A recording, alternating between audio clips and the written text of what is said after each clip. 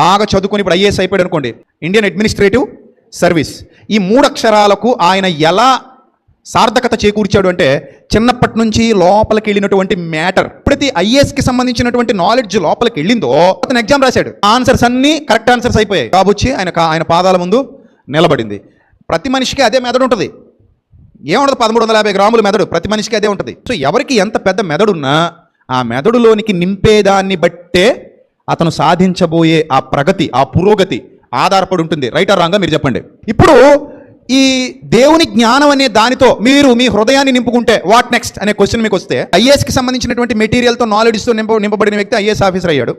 వైద్యానికి సంబంధించినటువంటి మెటీరియల్తో నింపబడినటువంటి వ్యక్తి ఎంబీబీఎస్ చదివి అన్న అందుకే ఎంబీబీఎస్ ఏం చేసి చదివి ఏమయ్యాడు, డాక్టర్ అయ్యాడు. ప్రతిదీ కూడా లోపలికి వెళ్ళే దాన్ని బట్టి నీ పదవి ఆధారపడి ఉంటుంది, నీ డిజిగ్నేషన్ ఉంటుంది.